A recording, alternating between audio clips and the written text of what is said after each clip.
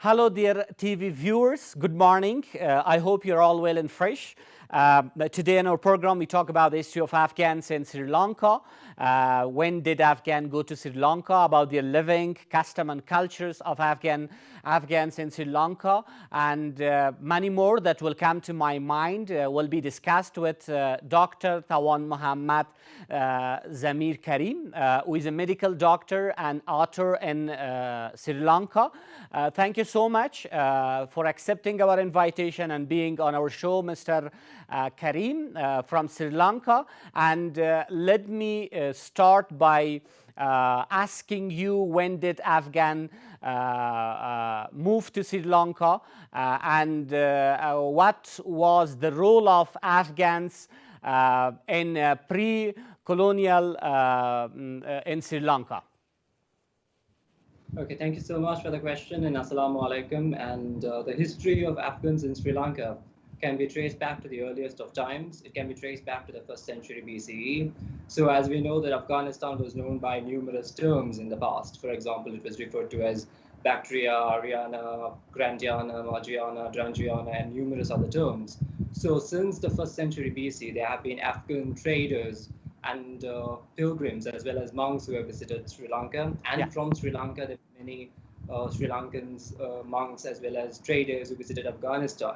So when we talk about the history from places such as Gandhar, Kamboj, from Taxila, from Pursipura, which is Peshawar, and then also from Nangarhar, which is Jalalabad Valley, and from Harisabad and various other places of present-day Afghanistan, from the Pashtunistan region, which is the historic geographical region where the indigenous Pashtuns have lived since time immemorial. From those regions, as these places were centers of Buddhist learning, pilgrimage, and innovation. So from these areas that I mentioned, there were many Afghans who came to Sri Lanka, and there were many traders who came to Ceylon as early as the 1st century BCE. So there were traders from Cambodia, there were traders from Gandhar and from Kashmir who came and settled in Sri Lanka. And the archaeological evidences, the numismatic evidences, and literary sources help validate the settlement of Afghans in Sri Lanka as early as the 1st century BCE.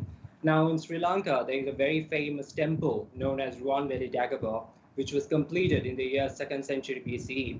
So upon completion of this structure, which at the time of completion was one of the tallest structures in the world, so it was called Ruanveli Dagobah, and it was formerly called Mahastupa. So you mean the journey starts by trading to Sri Lanka? Journey starts as way back as the 1st century BCE. There were traders, and then in the 2nd century there were many monks, because Afghanistan was a place where Buddhism thrived. So as a result of that reason, there were Buddhist monks who came to Sri Lanka.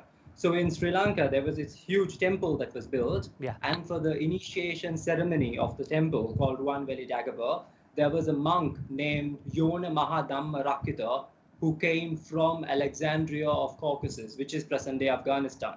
And he came to Sri Lanka with 30,000 Buddhist monks and novices for the initiation ceremony. And for the same initiation ceremony, there were other monks who came from Kashmir, like Attina the Elder, Mitina, and then there was also another famous monk known as Mahadeva. And according to Geiger, who according to the Sri Lankan chronicle Mahavamsa, he came from a place called Pallava Boga, which is in Persia. So the history can be traced back to as early as 1st century BC, and there was trade. So talking about the Afghan traders who came to Ceylon, predominantly a majority of them were horse traders. So the Sri Lankan kings imported horses and traders from Kamboj, Gandhar, from all those places. And these Afghan traders came to Ceylon, as Ceylon was part of this famous Kamboj Dwaraka trade route.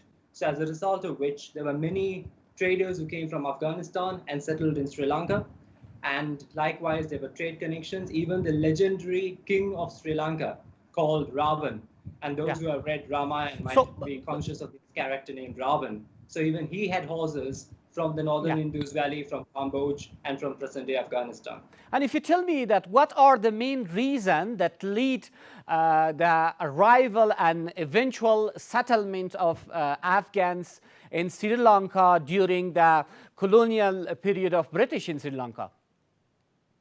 Okay, so during the colonial period, the Afghans were first brought as horsekeepers. Yeah. Just like in the past, they were mainly horsekeepers and horse traders. They were grooms. So a majority of them were brought as farriers, shoesmiths, and to look after the horses. They were brought with the horses to Sri Lanka. The British also imported a few camels to Ceylon, the history which is not known to many. And likewise, there were many mercenaries. So the British, the Indian Viceroy, John Lawrence, so he wanted to employ the Pathans as well as the Afghans in the Ceylon artillery. So there were mercenaries, there were horsekeepers, and there were indentured laborers. So the laborers were brought from Afghanistan and the northwestern frontiers of British India and from other regions of the Indian subcontinent. Pathans came to build railroads in Sri Lanka. And they were also involved in trade. So they were petty traders, they were involved in various businesses. So during the British period, they came for many reasons, and the Afghans were also elephant dealers. Yeah. So Ceylon was having many elephants back then, and the Afghans were involved in capturing and exporting the elephants to India. And by doing so, they prevented the elephants from going extinct, because in the past, Ceylon was a famous destination for trophy hunting. So the Europeans, the royals, aristocrats, and squires and officials used to come to Ceylon to hunt elephants. So by exporting the elephants to the royal courts of India, the Afghans prevented these elephants from being massacred by the British in the country. So the Afghans also played a huge role, because back then there were no banks in the country. So the Afghans in Sri Lanka were the pioneers in banking and credit services. They were also involved in developing the inland trade as well as the railway system in the country. So yeah. Besides of trade and money lending of Afghans, were there other professions that Afghans were engaged in? As I mentioned, there were many who came as mercenaries, and they were also laborers. And there were Afridi Jemidars, Jemidar meaning superintendent. So there were also Afghans who were in the police force and the Ceylon artillery on the request of the Viceroy of India, Sir John Lawrence. So he wanted to recruit Pathans as well as Afghans in the services of our country. So there were many Afghans who were involved in the trade, and there were some who were absorbed into the railway services, into the postal service, and some played huge roles as guards and watch guards in the plantations. Some were employed by the native squires. And the most important thing is most of the Afghans were coachmen. So they drove horse carriages and stuff. And some of them were employed as coachmen and footmen. And even when Tsar Nicholas II, when he was the Tsarevich, heir apparent of Russia, when he visited Ceylon in 1891, his footman was an Afghan. So the Afghans have played an important role in the history of Sri Lanka. You know, they came to Sri Lanka, Afghans, individually. Did the Afghan bring their families with them to Sri Lanka? And if so, if you tell me about their custom, culture, literature, and many more of which are related to the Afghan culture and custom in Sri Lanka. Okay, so according to the Ceylon statistics, starting from the 1870s up until 1946, based on the enumeration, population statistics and demographic statistics, it is clear that the Afghans did bring their women folk to the country. So whether it be the Afghans or the Pathans, the Pathans and the Afghans were classified separately in the statistics. So they did bring their women folk. In fact, the patroness saint of the Vaikanda Mosque in Colombo is a Pathani woman. Likewise, there were many Pathan ladies who lived in Sri Lanka, and the Pathans came as groups. So there were no individual, because back then there was no need for a visa or a passport in order to come to Ceylon from British India and from Afghanistan. So they came here, they didn't require any travel document, they settled, and they lived in this place called Slave Island and Kande in Sri Lanka, and they lived in these large houses known as chamaris, called havelis. And their culture was very different to that of the Sri Lankans, obviously. A majority of them were Pashtuns, and they belonged to the Afridi, Barakzai, Yusufzai, Durrani, Kakkar, Khattar, and those Gilzai and various other tribes. They spoke Pashto, and a very few of them spoke Dari, which is a variant of Persian spoken in Afghanistan, and they also spoke Baluchi. And they were also fluent in the Sri Lankan languages, like Sinhala and various other languages. Besides of the reason that you have said, are there other reasons that caused the downfall and removal of Afghan community in Sri Lanka? The main reason is because they were involved in money lending. They were cast as this very despised, shunned, hated and hounded community by the British. So the colonial authors tried to perpetuate this racial prejudice and social hierarchy and absolutism and insularity in the country through their writings. So because of the intervention of the British were keen on getting rid of the Afghans from Sri Lanka. So they did almost everything that was possible to get rid of them.